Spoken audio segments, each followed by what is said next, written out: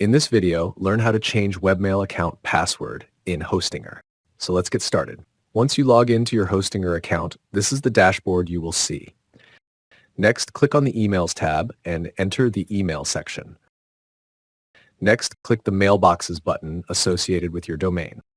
To change the password of this webmail account, we will need to click this three-dotted More option.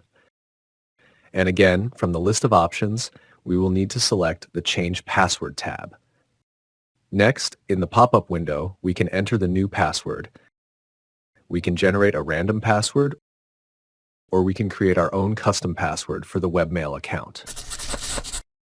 Click and update the password changes in the password pop-up window.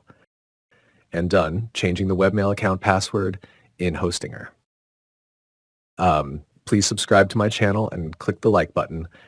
Comment and share this video if it was helpful.